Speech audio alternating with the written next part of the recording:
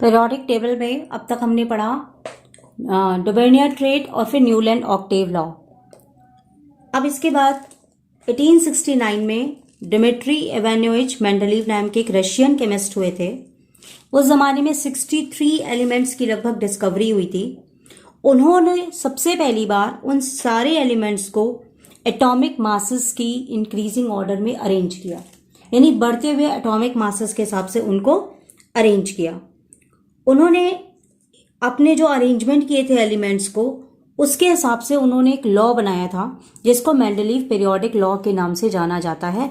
तो कभी कभी आपके बुक में मतलब क्वेश्चन एग्जाम में आ भी जाता है, state the Mendeleev periodic law. ये बहुत ही इंपॉर्टेंट है, इसको आप जरूर लर्न करके जाइएगा अपने एग्जाम में। और मेंडलीव पीरियोडिक लॉ क्या है? The properties of the elements are the periodic function of their atomic masses. That means जो एलिमेंट होते हैं उनकी जो भी प्रॉपर्टी होती है वो उनके एटॉमिक मास पर डिपेंड करती है। इसका मेंडलीव ने ये लॉ बताया था और इस लॉ को मेंडलीव पीरियोडिक लॉ के नाम से जाना जाता है।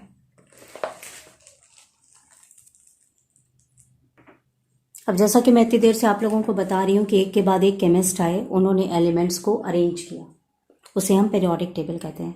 यहाँ पर मैं एक डेफिनेशन और आपके साथ शेयर कर रही हूँ कि व्हाट इज पीरियोडिक टेबल। तो it is a chart of elements. इसमें एलिमेंट्स का चार्ट बनाया जाता है with similar properties occur in same vertical column. कि अगर एलिमेंट्स को हम अरेंज करते हैं तो एक कॉलम में जितने भी एलिमेंट्स आ रहे हैं उनकी प्रॉपर्टीज सेम, फिर दूसरे कॉलम में एक के नीचे एक जितने भी एलिमेंट्स आ रहे हैं उनकी प्रॉपर्टीज सेम है। और इस पीरियोडिक टेबल को हम पीरियोडिक क्यों कहते हैं? क्योंकि एलिमेंट्स सिमिलर प्रॉपर्टीज के एक फिक्स्ड इंटरवल के बाद रिपीट होते हैं। और इसको टेबल इसलिए कहा गया है because all the elements are arranged in the tabular form. So this is the definition of the periodic table. और ये पीरियोडिक टेबल में, इस पीरियोडिक टेबल को दो भागों में बांटा गया है। इसमें एक तरीके की वर्टिकल कॉलम्स होती हैं, ये आपकी वर्टिकल कॉलम है, ठीक है। तो वर्टिकल कॉलम्स जो होती हैं, vertical columns in the periodic table are known as groups, ठीक है। इसी तरीके से पीरियोडिक टेबल के अंदर ऐसे हॉरिजॉन्टल रोज होती हैं। This is a type of a periodic table and this is a type of chart in which elements are arranged. तो ये जो हॉरिजॉन्टल रोज जा रही हैं, horizontal rows these are known as periods. Okay, so the periodic table consists of groups and the periods in which all the elements are arranged. तो जो भी vertical columns होती हैं, vertical columns are known as group and horizontal rows are known as periods. And in the Mendeleev periodic table, Mendeleev made 8 groups in which he arranged all the elements. Mendeleev ने जो periodic table बनाई उसके क्या क्या features थे, उसके क्या क्या हमें फायदे हुए। Now I am going to discuss the merits of the Mendeleev periodic table. Number 1 is the grouping of the elements. उन्होंने जितने भी एलिमेंट्स डिस्कवर हुए थे, उनके टाइम में थे 63 एलिमेंट्स थे, उन्होंने उनकी एलिमेंट्स की प्रॉपर ग्रुपिंग करी सबसे पहली बार, ठीक है। He generalize the study of all the elements that known to a study of mere 8 groups. केवल 8 ही ग्रुप में उन्होंने वो सारे के सारे एलिमेंट्स को जनरलाइज कर दिया। After that gaps for the undiscovered element. जब उन्होंने अपनी पीरियोडिक टेबल बनाई तो कहीं कहीं पर उन्हें एक ऐसी जगह मिली कि उन्हें लगा कि यहां पर कोई ना कोई एलिमेंट जरूर होना चाहिए।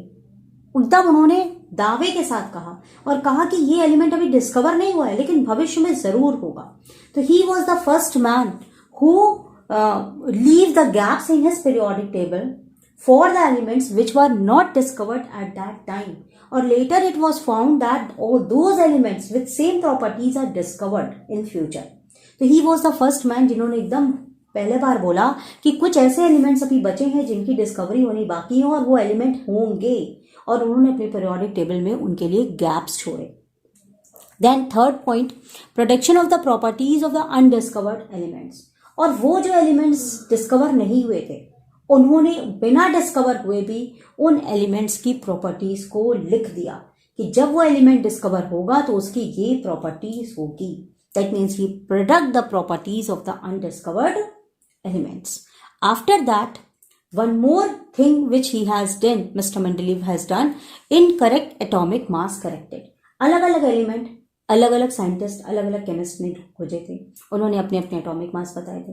तो इन्होंने जब अपना कैलकुलेशन किया तो इन्होंने चैलेंज करा कि ये एटॉमिक मास जो निकला है ये गलत निकला है, इसका एटॉमिक मास ये नहीं होगा बल्कि ये होगा। बाद में पाया भी वही गया। तो so he correct the incorrect atomic masses of certain elements. So these are the merits, these are the features of the Mendeleev table and these are the works which are done by great chemist Mr. Mendeleev.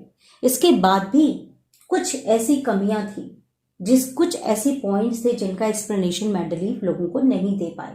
तो what are those demerits of Mendeleev? Now I am going to discuss with you. Now there are some defects in the Mendeleev periodic table, but some important defects which I am going to discuss with you is number 1, the position of the isotope. अब position of isotope समझने के लिए सबसे पहले हमें समझना पड़ेगा ये आइसोटोप क्या होता है।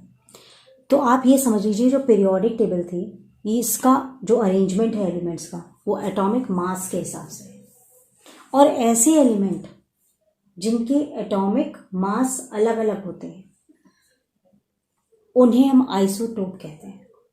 मतलब एटॉमिक नंबर तो सेम होते हैं लेकिन एटॉमिक मास अलग अलग होते हैं, उन्हें आइसोटोप कहते हैं।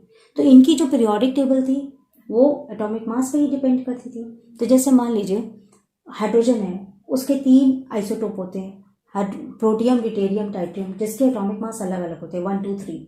लेकिन इन्होंने हाइड्रोजन को सिर्फ एक ही जगह रख दिया। तो इन्होंने कहा कि अभी जो अलग अलग एटॉमिक मास वाले हैं ये कहाँ जाएं। इसी तरह क्लोरीन के 2 आइसोटोप होते हैं, तो उन्होंने कहा ये कहाँ जाएं। तो इसका ये जवाब नहीं दे पाए। तो position of isotopes in the Mendeleev periodic table are not explained properly by the Mendeleev. Second one, grouping of the chemical dissimilar elements. कुछ एलिमेंट्स ऐसे थे जिनकी प्रॉपर्टीज बिल्कुल एक दूसरे से नहीं मिलती थी, तब भी उठा के उन्होंने उनको एक साथ रख दिया। जैसे कॉपर और सिल्वर, इनका कोई भी रिसेम्बलेंस, कोई भी प्रॉपर्टी सोडियम और लिथियम से नहीं मिलती थी, तब भी इन्होंने लिथियम, सोडियम, कॉपर, सिल्वर को एक साथ रख दिया। जैसे सिल्वर तो आप जानते हो ना चांदी होती है, और कॉपर तांबे के बर्तन होते हैं, उनमें तो कोई प्रॉपर्टी सेम नहीं होती। तो ये इन्होंने कैसे उठा के एक साथ ग्रुप में रख दिया। तो लोगों ने जब ये पूछा तो भी ये इसको एक्सप्लेन नहीं कर पाए थे। उसके अलावा एक जो सबसे बड़ी प्रॉब्लम थी पोजीशन ऑफ हाइड्रोजन। हाइड्रोजन की पोजीशन फिक्स्ड नहीं थी। इन्होंने 2 ग्रुप बनाए थे, ग्रुप 1A और ग्रुप 7 थे। दोनों में इन्होंने हाइड्रोजन को रख दिया क्योंकि हाइड्रोजन की कुछ प्रॉपर्टीज ग्रुप 1A से मिलती थी और कुछ प्रॉपर्टीज कुछ 7A से मिलती थी। तो इन्होंने दोनों जगह रखा क्योंकि इनकी जो पूरी पीरियोडिक टेबल थी वो प्रॉपर्टीज के हिसाब से थी कि जिन एलिमेंट्स की प्रॉपर्टीज एक जैसी होगी उनको हम एक साथ रखेंगे। तो इनकी हाइड्रोजन की जो पोजीशन थी वो बहुत ही सर्टेन नहीं थी, उसका इनके पास कोई एक्सप्लेनेशन नहीं था। इस वजह से लोगों को लगा कि अभी और भी बहुत कुछ डिस्कवरी के लिए बाकी है, किसी और तरीके से भी एलिमेंट्स को अरेंज किया जा सकता है। तो फर्दर स्टडीज हुई तो मैंने नेक्स्ट वीडियो में बनाया है कि वो नेक्स्ट क्या होगा। थोड़ा सा इसमें बता देती हूँ कि कुछ दिनों के बाद एक मोजले नाम के साइंटिस्ट थे, उन्होंने कहा कि एलिमेंट्स को एटॉमिक मास के हिसाब से नहीं, एटॉमिक नंबर के हिसाब से अरेंज किया जाए तो बहुत अच्छी तरीके से उनका अरेंजमेंट करा जा सकता है। और आज जो हमारे पास पीरियोडिक टेबल है, जिसे मॉडर्न पीरियोडिक टेबल कहते हैं, उसमें एलिमेंट्स को एटॉमिक नंबर के हिसाब से अरेंज किया गया है और आज तक हम उसी को स्टडी कर रहे हैं। तो नेक्स्ट वीडियो में हम मॉडर्न पीरियोडिक टेबल के बारे में पढ़ेंगे।